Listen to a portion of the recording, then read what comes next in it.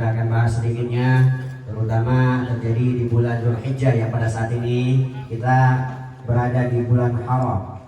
Di bulan haram sebagian pendapat ulama mengatakan bulan haram, bulan Dzulqa'dah, Dzulhijjah, bulan Muharram adalah salah satu bulan haram. Bulan yang dimana bulan tersebut diagungkan oleh umat Islam. Namanya bulan haram. Pada saat itu juga di bulan haram terjadi ibadah haji, dinamakan dengan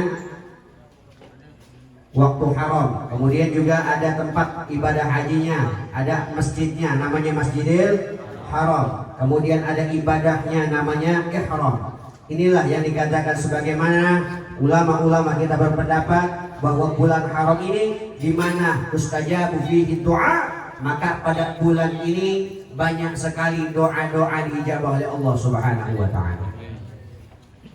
Ini adalah bulan haram di mana ketika Nabiullah Ibrahim alaihissalam, seorang nabi mulia yang pada saat itu ingin memiliki seorang anak. Beliau Nabi Ibrahim dikenal oleh masyarakat setiap tahunnya berkurban 1000 kambing, kemudian 300 kerbau atau sapi, dan 100 unta. Bayangin tiap tahun segitu loh. Berapa miliar? 1000 kambing sama dengan 5 miliar. Nabi Ibrahim. Kemudian 300 sapi sama dengan 6 miliar. Andai kata kambing satunya aja 5 juta, bebas. Berapa duit selalu? 5 juta. Benar ya? Betul. 100 unta, andai kata 50 juta, paling murahnya unta dikali 100, 5 miliar juga. Kurang lebih hampir 17 miliar Nabi Ibrahim setiap tahun. Jadi kenal. Kemudian Nabi Ibrahim alaihissalam meminta kepada Allah, ya Allah, andai kata aku memiliki seorang anak, maka aku akan kurbankan juga untukmu ya Allah. Suatu malam di mana Nabi Ibrahim mendapatkan kabar gembira bahwa sang istri mengandung yang sudah lama tidak mengandung seorang anak. Setelah lahir Nabi Ismail alaihissalam, ketika mulai beranjak dewasa kekanak-kanakan, Nabi Ibrahim mendapatkan satu mimpi, di mana mimpi tersebut, wahai Ibrahim, tunaikan hajatmu, tunaikan nazarmu yang dulu engkau ucapkan bahwa ketika engkau memiliki anak, engkau akan kurbankan untuk Allah Subhanahu wa taala. Malam ke-8 di bulan Dzulqa'dah, Nabi Ibrahim berpikir, merenung, apakah ini mimpi dari syaitan? Apakah ini mimpi dari Allah Subhanahu wa taala? Makanya tanggal 8 Dzulqa'dah dinamakan hari tarwiyah, hari berpikir, hari merenung.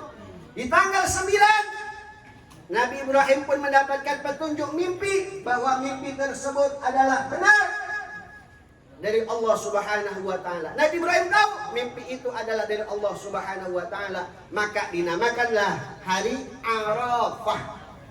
Di mana Nabi Ibrahim tahu bahwa mimpi tersebut petunjuk dari Allah Subhanahu wa taala.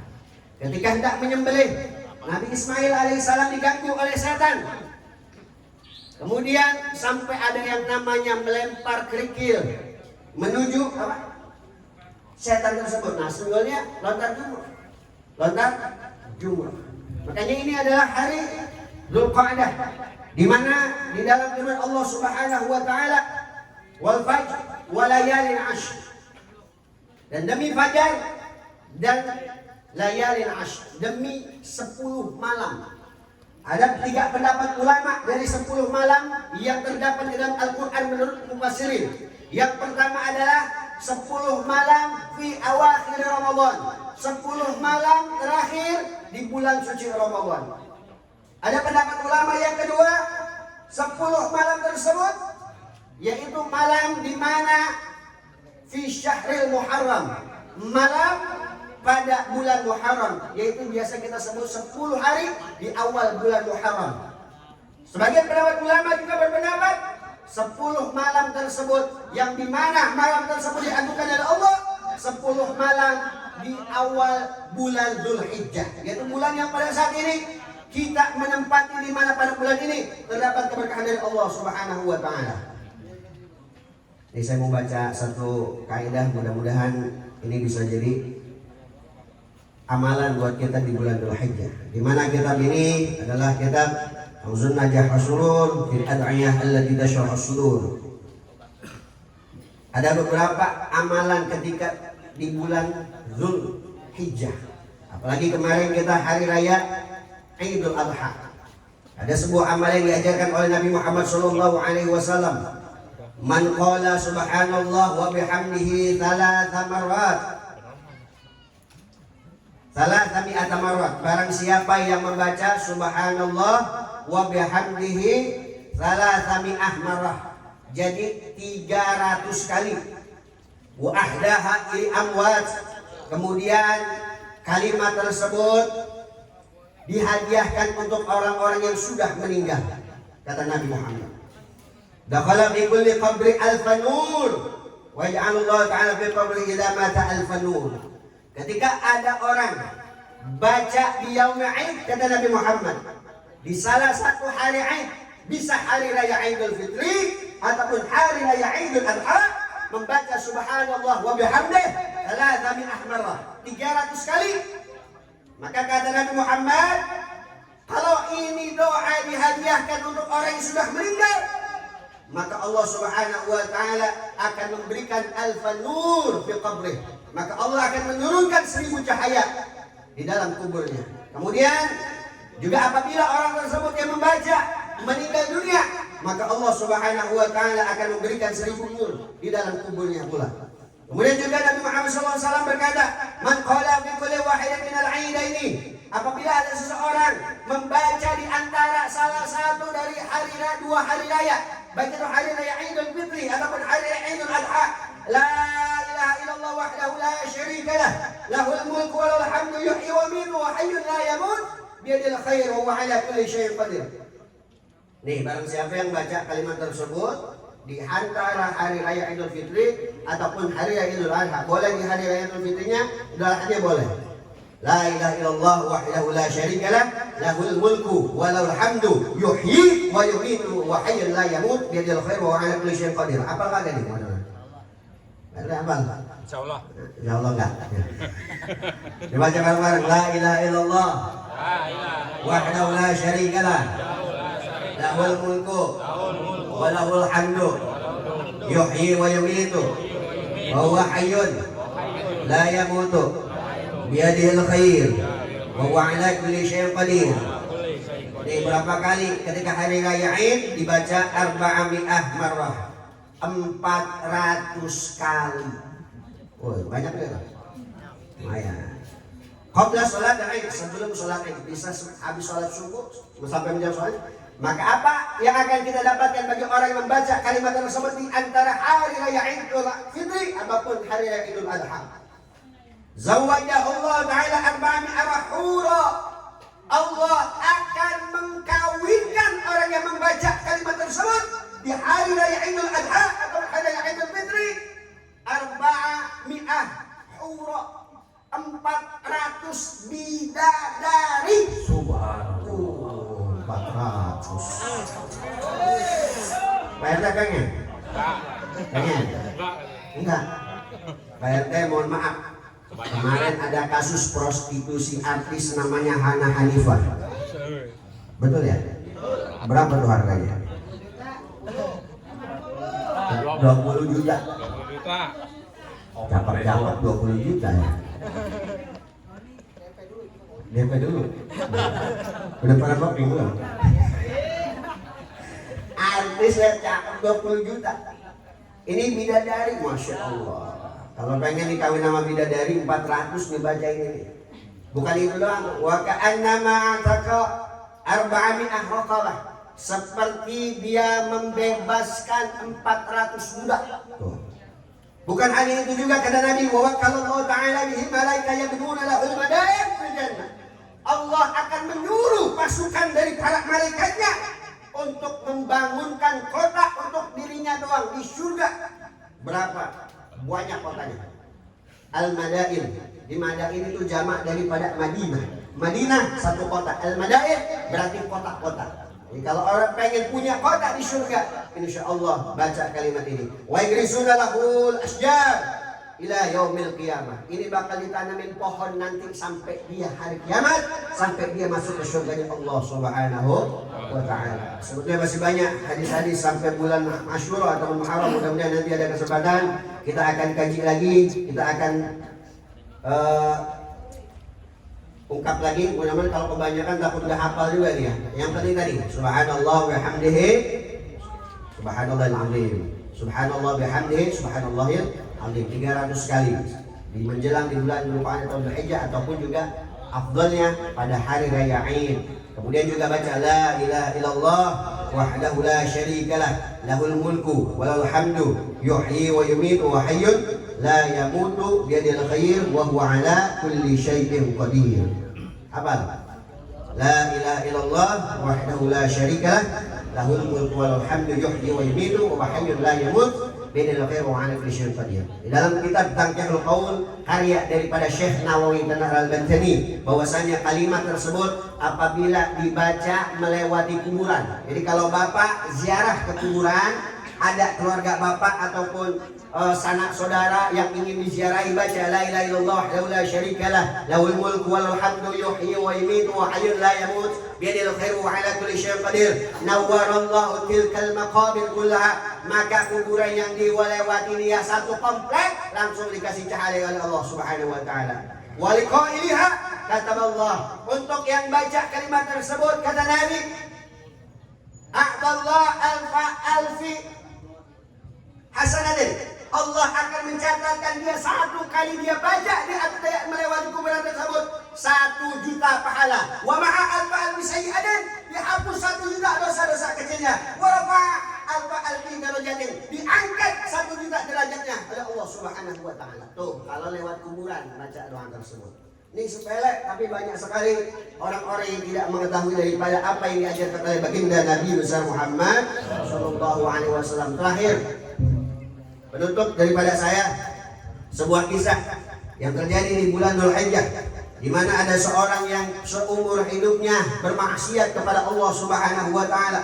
Seumur hidupnya dia cuma minum khamr, seumur hidupnya dia cuma nipu orang. Akan tetapi ketika di akhir hayatnya menjelang bulan haji, dia kumpulkan dananya untuk pergi haji menuju Baitullah. Ketika orang tersebut menginap di Muzdalifah di Mina, ketika dia nginep di Mina, ini orang ingat dosa-dosanya, nangis. Kemudian dia ingat berapa jumlah dosanya tidak mungkin bisa diampuni oleh Allah Subhanahu wa taala. Ketika bermalam di Mina, dia ambil 7 batu.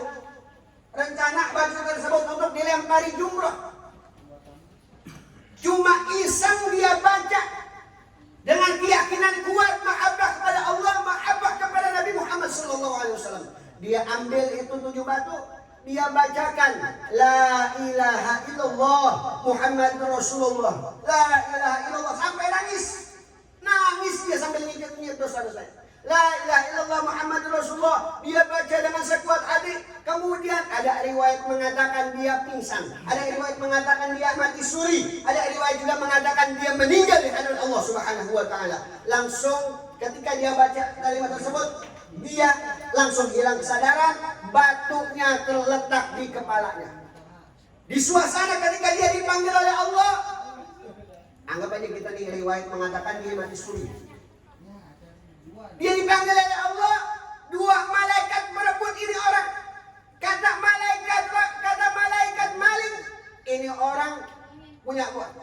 Kata malaikat ini orang punya saya. Kata malaikat penjaga pintu neraka, ini punya saya, dia seumur hidup punya dosa. Kata malaikat penjaga pintu surga, ini orang punya saya. Kenapa? Karena di akhir hayatnya dia bertobat pada Allah Subhanahu wa taala.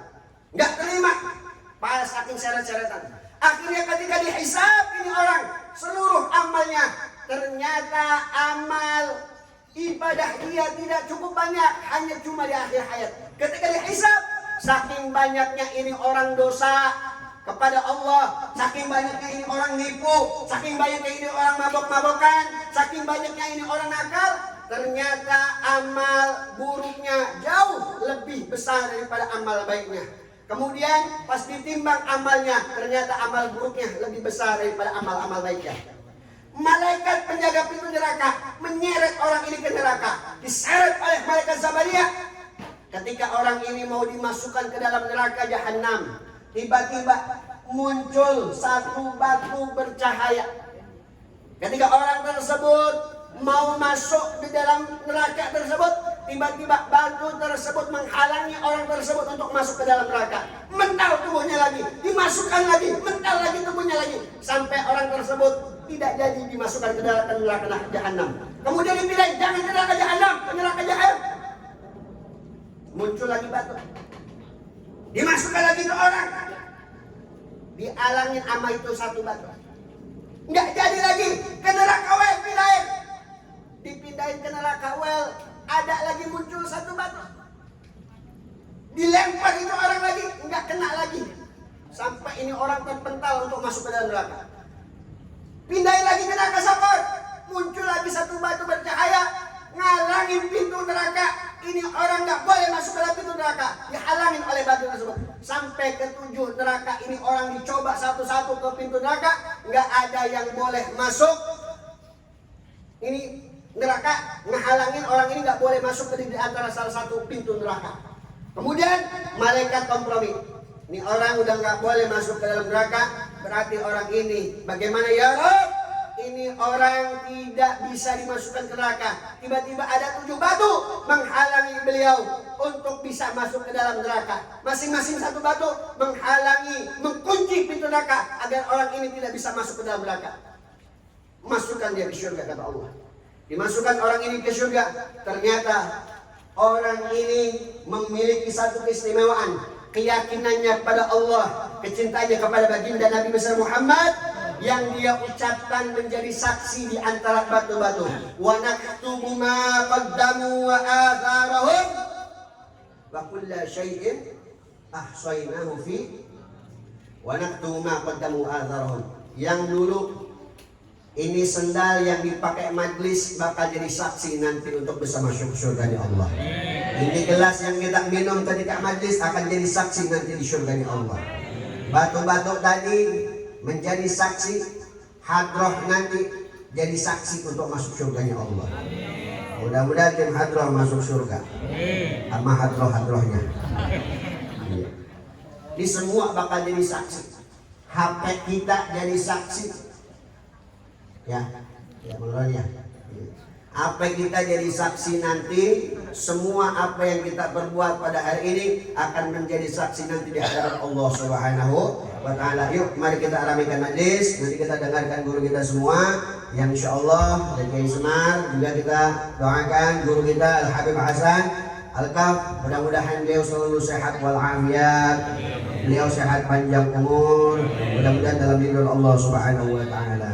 Waalaikumsalam Wassalamualaikum warahmatullahi wabarakatuh. Waalaikumsalam warahmatullahi wabarakatuh. Jazakallahu khairan kepada Ustaz Hafid yang sudah menyampaikan tausiahnya kepada kita tentang bagaimana fadilah di bulan haji.